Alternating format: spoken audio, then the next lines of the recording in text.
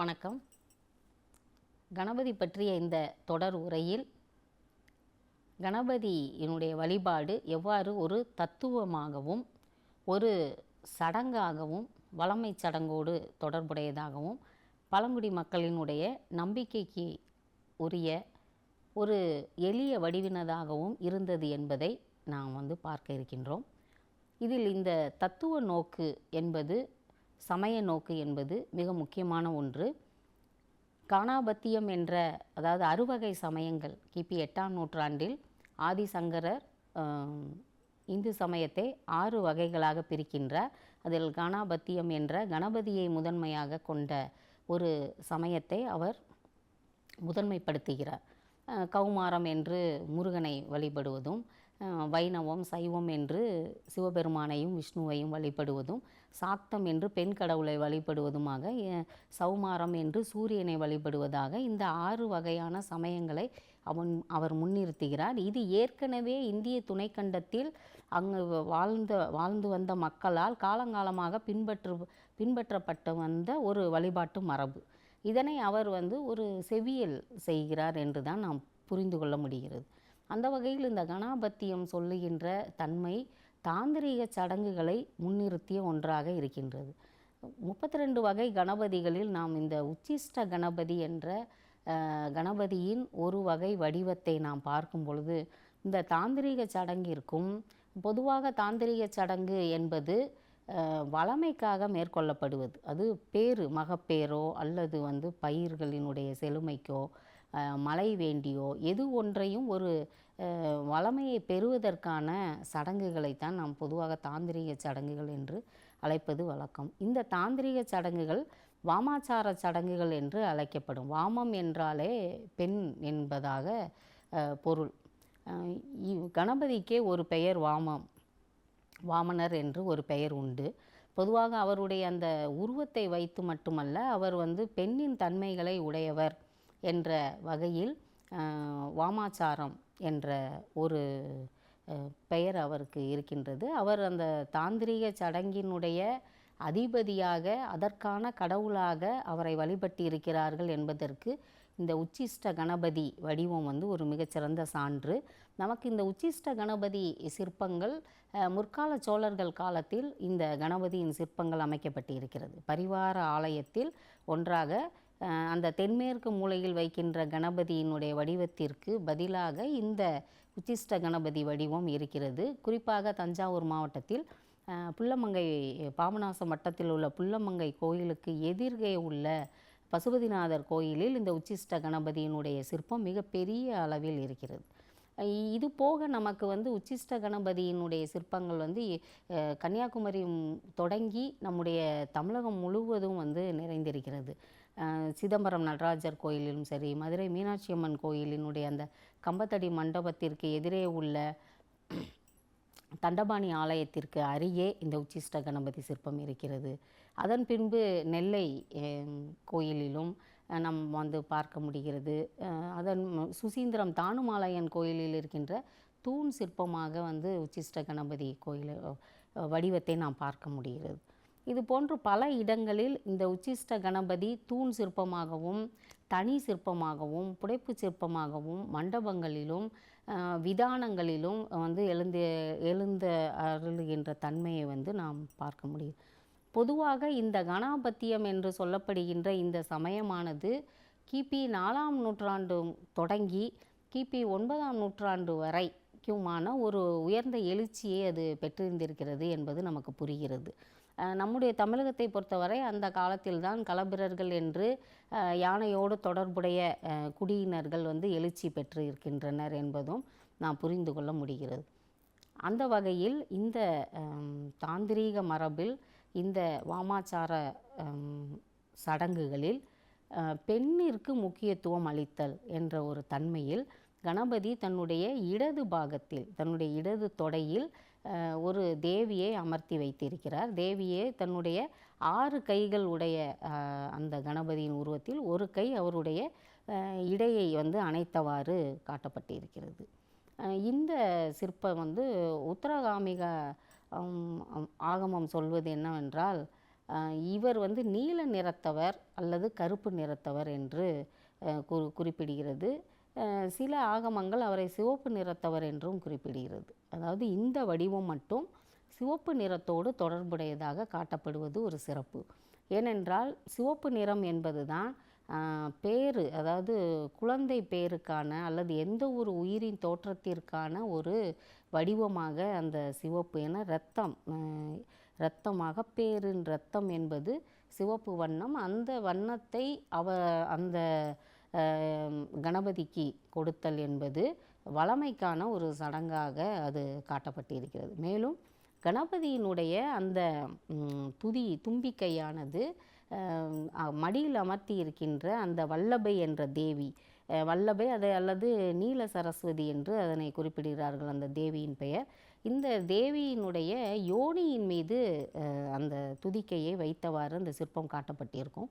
பொதுவாக அது ஆடைகளால் மூடி மறைக்கப்பட்டிருக்கும். ஆனாலும் இந்த காட்சியினுடைய வரலாற்று பின்புலமானது இது ஒரு யோகாச்சார வாமாச்சார தாந்திரிக சடங்கினை காட்டுவது என்ற முறையில்தான் நாம் இதை எடுத்துக்கொள்ள முடிகிறது. மேலும் இந்த பௌத்தத்தில் ஒரு வகை தாந்திரிக பிரிவை சார்ந்தது. அதனால்தான் கணபதி அங்கும் வந்து பௌத்த மதத்திலும் ஒரு முக்கியமான கடவுளாக வழிபடப்பட்டு இருக்கிறார். இந்தோனேசியா, தாய்லாந்து இது போன்ற பல தென்கிழக்காசிய நாடுகளிலும் நமக்கு கணபதி வழிபாடு இருந்ததற்கான காரணம், இலங்கை போன்ற நாடுகளிலும் இந்த பௌத்தம் அங்கும் பரவி இந்த பௌத்தத்தினுடைய ஒரு பிரிவாகிய இந்த தாந்திரீக மரபு கணபதியோடு தொடர்பு படுத்தி மக்கள் அந்த நிலையில் வணங்கிய தன்மையைத்தான் வந்து நாம் பார்க்க முடிகிறது. மேலும் இந்த சிவப்பு வண்ணம் என்பது கணபதியினுடைய கைகளில் அந்த கொம்பை ஒடித்த நிலை, அந்த கொம்பை ஒடித்த நிலையிலே அந்த இரத்தம் என்பது சிந்துகிறது. எந்த ஒரு உயிரினம் இரத்தம் சிந்துகிறதோ அந்த உயிரினம் பல்கி பெருகும் என்பது பழங்குடி மக்களினுடைய நம்பிக்கை. இதை பற்றி பல அறிஞர்கள் இதை பற்றி, குறிப்பாக தாம்சன் அவர்கள் இந்த கருத்தினை வந்து உலக சமயங்கள் எல்லாவற்றிலும் இந்த இரத்த பலி என்பதும் இரத்தம் சிந்துதல் என்பதும் எவ்வாறு ஒரு வளமை பேற்றிற்கான ஒரு சடங்காக பார்க்கப்படுகிறது என்பதாக அவர் விரிவாக தன்னுடைய நூலில் எடுத்துரைக்கிறார். அந்த வகையில் கணபதி வந்து கொம்பை ஒடித்தது நாம் அறிந்த வகையில் மகாபாரத கதையில் அவர் அந்த மகாபாரதத்தை எழுதுவதற்கு என்று. உண்மையில் அவர் ஒரு வேட்டை சமூக கடவுள். அவர் ஒரு யானை முகத்தை பெற்றவர், யானையையும் வேட்டையாடக்கூடியவர், யானையின் வடிவமாகவே இருப்பவர், யானையின் வேட்டைக்குரிய கருவிகளையும் அவர் கையிலே வைத்திருப்பவர், அங்குசத்தையும் பாசத்தையும்.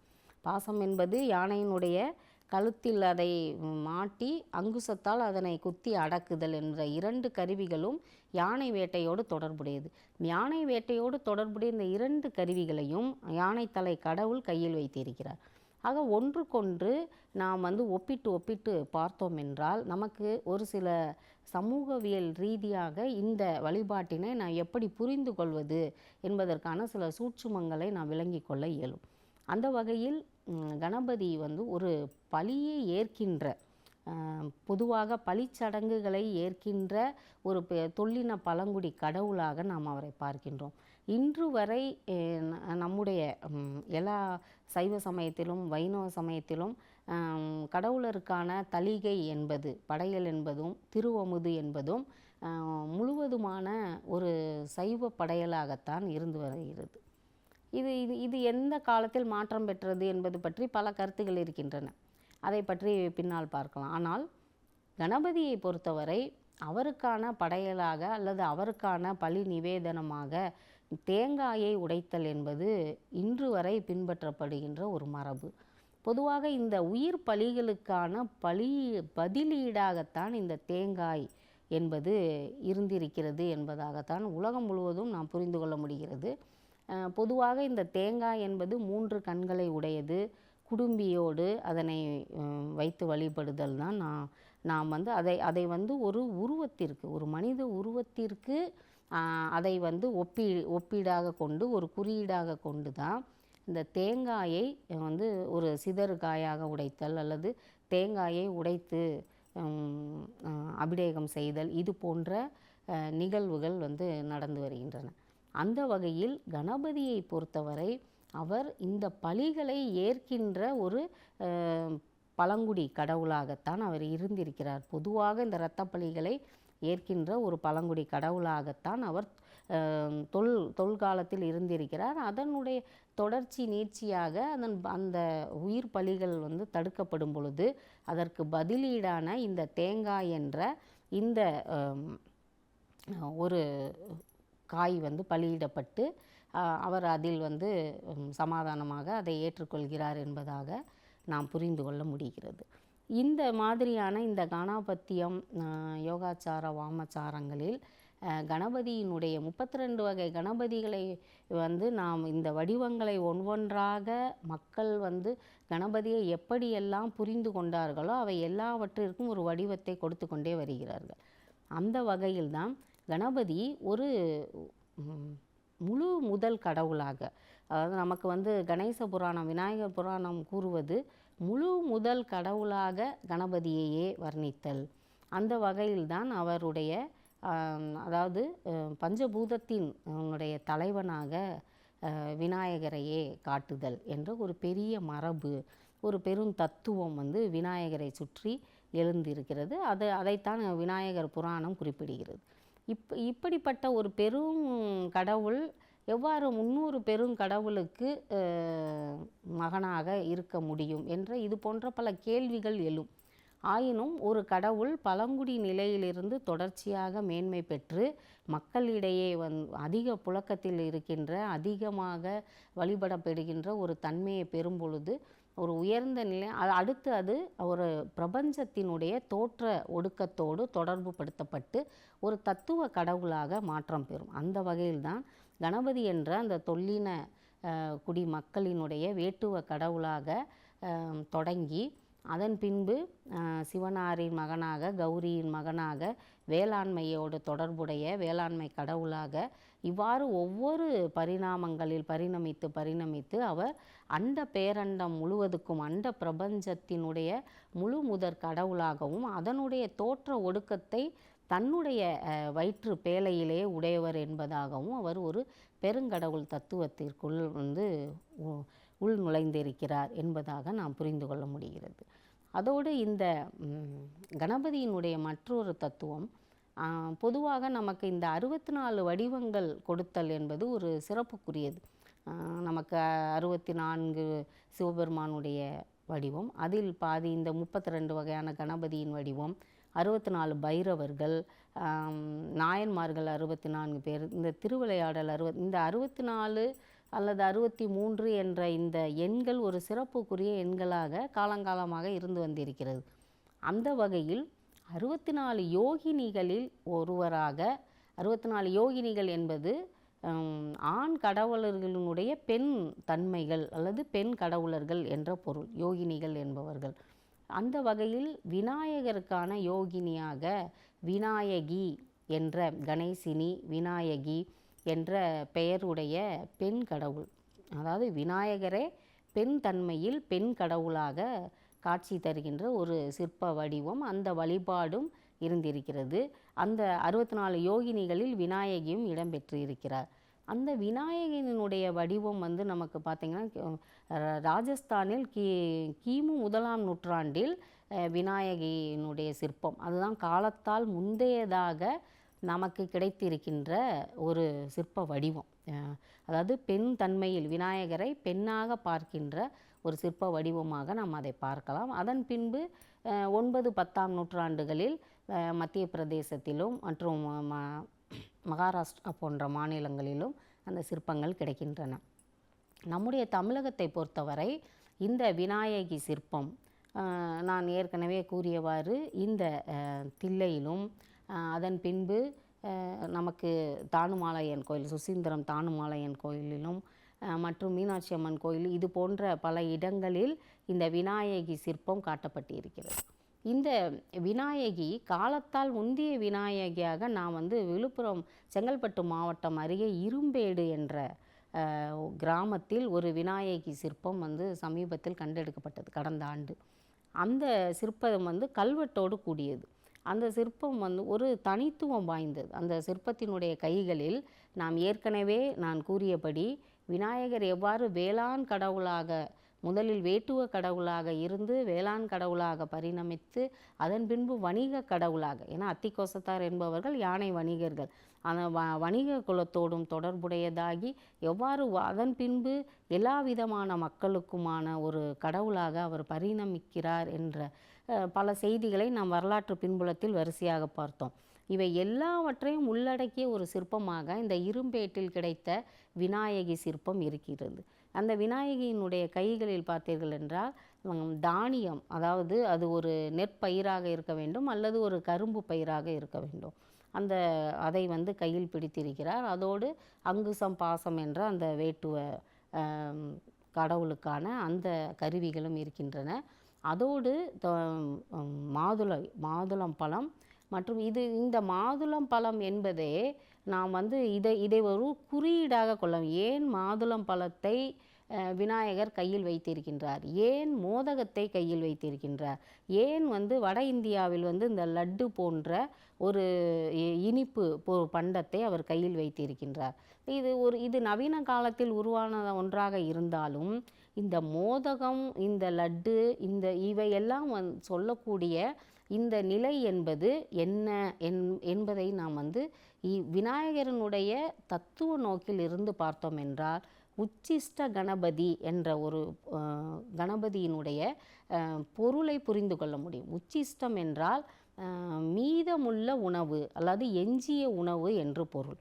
அதாவது உபரி உற்பத்தி அல்லது உற்பத்தியில் அதிகம் அல்லது எப்பொழுதும் உற்பத்தி செய்து கொண்டே இருப்பது, விளைச்சல் நடந்து கொண்டே இருப்பது என்ற வளமையினுடைய தன்மையை, அது மகப்பேருவாக இருந்தாலும் சரி, பயிர்பேருவாக இருந்தாலும் சரி, மலைப்பேருவாக எந்த ஒரு பேற்றினையும் மீதமோடு அதாவது உபரியோடு அளிக்கக்கூடிய மிக ஒரு வளமையான கடவுளாக உச்சிஷ்ட கணபதி காட்டப்பட்டிருக்கிறார்.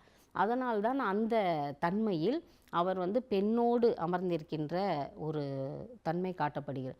பொதுவாக இந்த சித்தி புத்தி விநாயகர், சித்தி புத்தி என்ற 2 தேவியர்களை அவர் அமர்த்தி கொள்வது, வல்லபை என்ற தேவியை அமர்த்தி கொள்வது, இது போன்ற நிலையிலையும் கணபதியை வழிபடுதல் மரபு. சித்தி தத்தா என்று அவரை வட இந்தியாவில் அழைப்பது உண்டு.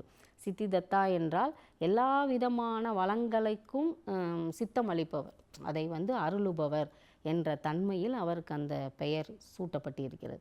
அந்த வகையில் இந்த வேளாண்மையோடு தொடர்புடைய இந்த பொருட்களை அவர் கையில் வைத்திருக்கிறார். பொதுவாக இந்த மாதுளங்கனி என்பது வளமை பேற்றை, அதுவும் மகப்பேறுக்கான அந்த கரு முட்டைகளை குறிப்பதற்கான ஒரு குறியீடாகத்தான் இந்த வாமாச்சார சடங்குகளில் இந்த மாதுளையை வந்து பார்க்கின்றார்கள். நீங்கள் மாதுளை பழத்தில் இருக்கின்ற அந்த ஒவ்வொரு முத்துக்களும் பெண்ணினுடைய அந்த கருப்பையில் இருக்கின்ற முட்டைகளினுடைய தோற்றத்தை கொடுப்பதாக அதை அவர்கள் ஒரு குறியீடாக பார்த்திருக்கிறார். அதனை கையில் வைத்திருக்கின்ற இறையனார் அதற்கான வளமை பேற்றையும் அதற்கான அருளையும் வழங்குபவர் என்ற தன்மையில், அதை இந்த மோதகம் என்ற சொல்லும் பொதுவாக நமக்கு நம்முடைய தென்னிந்திய மரபிலும் சரி, இந்தியா முழுமைக்கும் இந்த அரிசியோடு இந்த வெல்லத்தை சேர்த்து செய்கின்ற எந்த ஒரு பொருளும் ஒரு வளமைக்கான பொருளாகத்தான் இருக்கும். இன்றும் நம்முடைய தமிழகத்தில் இந்த ஒவ்வொரு கல்யாண வீட்டிலும் வந்து திருமண வீடுகளிலும் எந்த ஒரு மங்களகரமான நிகழ்வுகளிலும் இந்த அதிரசம் என்ற ஒரு பலகாரத்தை சீராக கொடுத்து விடுதல் இன்று வரை மரபு. இதில் இந்த 2 பொருட்கள் தான், ஒன்று அரிசி, மற்றொன்று வெல்லம். இந்த 2ம் இணைந்த ஒன்றுக்கு வந்து ஒரு வளமைக்கான ஒரு தன்மை இருக்கிறதாக பழங்குடி மக்கள் காலங்காலமாக நம்பி வந்திருக்கின்றனர். அதே தத்துவம்தான் இந்த மோதகம் என்பதும் நாம் உள்ளே அந்த பச்சரிசி மாவில் செய்யப்பட்ட அந்த கொழுக்கட்டைக்குள் இந்த இனிப்பு பூரணத்தை உள்ளே வைத்திருத்தல். இந்த ஒரு தன்மை ஒரு உயிரின் உற்பத்தியை, ஒரு பிறப்பினை, ஒரு மகிழ்வை, ஒரு இன்பத்தை கொடுப்பது, ஒரு வளமையை கொடுப்பது என்ற குறியீடாகத்தான் கணபதி அவருடைய கையில் இந்த மோதகத்தை வைத்திருக்கின்றார். இதே தன்மையைத்தான் நாம் இந்த வட இந்திய கணபதி உருவங்களில் இந்த லட்டு அவர் கையை வைத்திருப்பதும், அதை அவர் விரும்பி உண்பதாக காட்டுவதும், இதையெல்லாம் இந்த அடையாளங்களாகத்தான் நாம் பார்க்க முடிகிறது. இவையெல்லாம் ஏதோ அவர் உணவுப் பொருளை உண்பவர், அவருக்கான அதை படைத்தல் என்ற வாக்கில் நம்முடைய அந்த சிறு சிறு கதைகள் கூறி சென்றாலும், இதனுடைய வரலாற்று பின்னணி இவருடைய இந்த தத்துவ மரபோடு, இந்த தாந்திரிக சடங்குகளோடு வளமைக்கான சடங்கு, அதுதான் மிக முக்கியமானது.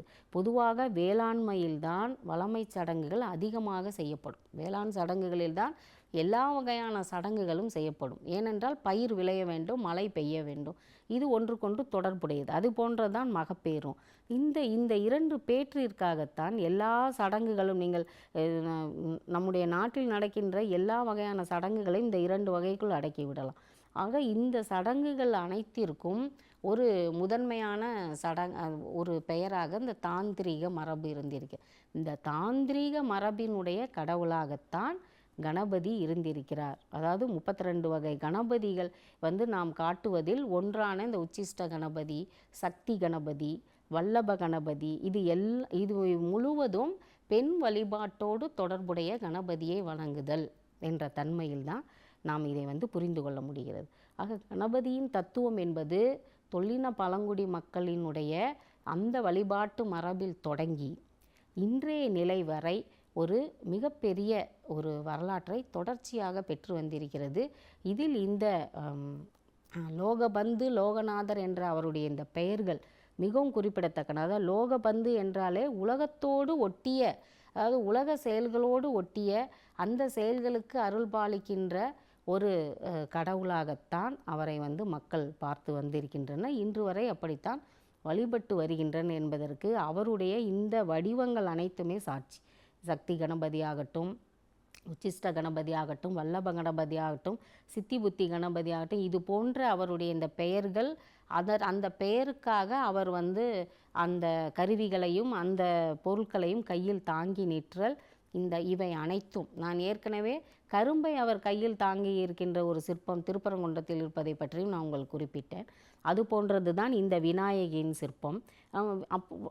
எந்த ஒரு கடவுள் பெண் தன்மையிலிருந்து இந்த விதமான செயல்களை எல்லாம் அருள் பாலிக்கின்ற தன்மையை தான் நம்ம அந்த யோகினி வழிபாட்டில் பார்க்கின்றோம். ஆக இந்த முழுமையான சக்தியை மனித குலம் பெறுவதற்கு கணபதி ஒரு தாந்திரிகத்தின் மூலமாக கணபதியினுடைய அருள் பெறப்பட்டு இருக்கிறது என்பதை நாம் புரிந்து கொள்ள முடிகிறது.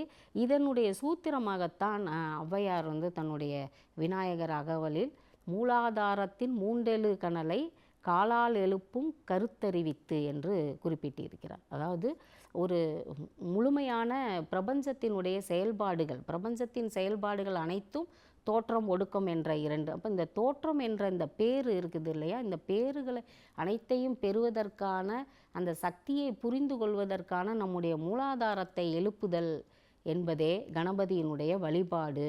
அதுதான் கணபதி வழிபாட்டின் தொடக்கம் என்பதாக ஔவையார் கூறியிருக்கின்றார். இது மிகவும் சிந்திக்கத்தக்கது. நாம் மேலும் அடுத்த ஒரு உரையில் சந்திப்போம். வணக்கம்.